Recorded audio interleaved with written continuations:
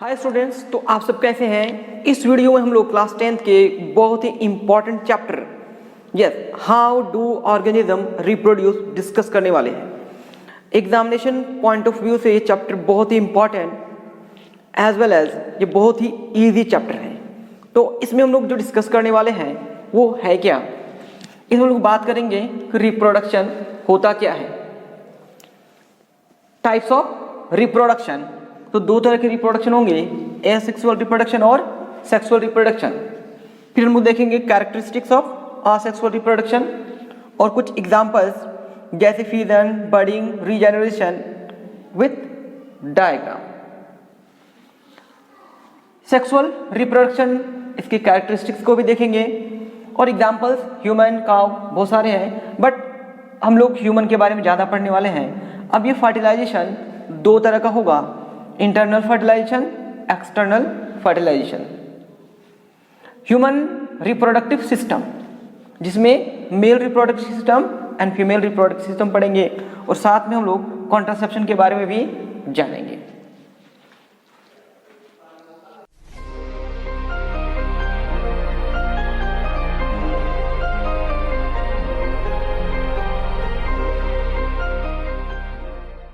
तो हम लोग बात करते हैं रिप्रोडक्शन क्या है। The process by which living organisms produce new individuals similar to themselves is called reproduction. Means reproduction है क्या कि एक ही तरह के जो स्पेसीज हैं वो अपने ही जैसा दूसरे न्यू ऑर्गेनिजम्स को जब प्रोड्यूस करते हैं तो इसको हम लोग रिप्रोडक्शन बोलते हैं। जैसे कि ह्यूमन बीइंग का एग्जाम्पल लेते हैं तो ह्यूमन बीइंग्स अपने ही जैसे बच्चों को वो जन्म देते हैं और इस तरह से वो कैटेगरीज चलता जाता है।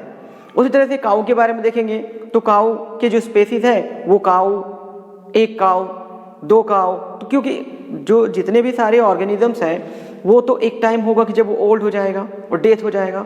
अब यदि रिप्रोडक्शन नहीं हुआ तो फिर क्या होगा कि वो जो स्पेसीज हैं टोटली एक्सटिंक्ट में गायब हो जाएंगे। इसका मतलब है कि रिप्रोडक्शन बहुत ही जरूरी है यदि उस स्पेसीज को सरवाइव करना है तो।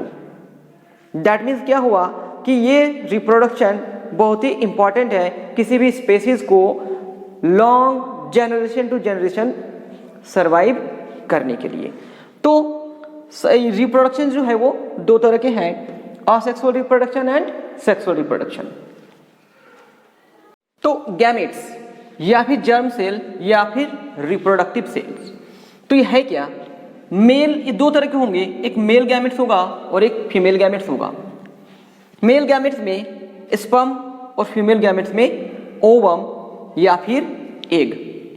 अब ये गैमेट का फॉर्मेशन होगा तो स्पर्म एंड ओवम जब मिलते हैं तो उससे फर्टिलाइजेशन होता है और ये जब दोनों नहीं मिलते हैं मीन्स तो वो फर्टिलाइजेशन नहीं होगा। तो हम लोग देखेंगे कि असेक्सुअल रिप्रोडक्शन में गैमेट्स का रिक्वायरमेंट नहीं होता है लेकिन सेक्सुअल रिप्रोडक्शन में गैमेट का रिक्वायरमेंट होता है। असेक्सुअल रिप्रोडक्शन, असेक्सुअल रिप्रोडक्शन होता क्या है, the production of new organisms from a single parent without the involvement of germ cell is called asexual reproduction. तो वैसा रिप्रोडक्शन जिसमें सिर्फ एक ही पेरेंट होते होंगे, जिसमें सिर्फ एक ही पेरेंट होते हैं और इसमें germ cell that means gamete का रिक्वायरमेंट नहीं होता है, तो इस तरह के रिप्रोडक्शन को असेक्सुअल रिप्रोडक्शन कहते हैं। तो कुछ एग्जांपल्स हैं, fusion, budding, regeneration, vegetative propagation, ये सब में क्या होता है, गैमेट्स की फॉर्मेशन का कोई रिक्वायरमेंट नहीं होता है। Characteristics of asexual reproduction, asexual reproduction के क्या क्या कैरेक्टरिस्टिक्स हैं उसको देखते हैं। A single individual is involved, इसमें एक ही पेरेंट का रिक्वायरमेंट होता है, this is why single. Gametes का फॉर्मेशन इसमें नहीं होता है, गैमेट, जर्म सेल या फिर reproductive cell. Fertilization of gamete का इसमें कोई रिक्वायरमेंट नहीं है क्योंकि सिंपल सा है, जब गैमेट का फॉर्मेशन होता ही नहीं है तो फिर जब होता ही नहीं है तो फिर फर्टिलाइजेशन का रिक्वायरमेंट क्यों होगा? डॉटर ऑर्गेनिजम्स, यस, ये डॉटर ऑर्गेनिजम्स को ध्यान दीजिएगा, are genetically identical to the parents, means parents के जैसे ही एग्जैक्ट कॉपी होता है, कोई भी वेरिएशन इसमें नहीं होगा।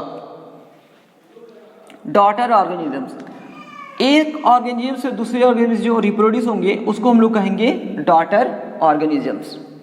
यस, सन ऑर्गेनिजम्स नहीं, डॉटर ऑर्गेनिजम्स। जो न्यू ऑर्गेनिजम्स आते हैं उसको क्या कहते हैं असेक्सुअल रिप्रोडक्शन में? Daughter organisms.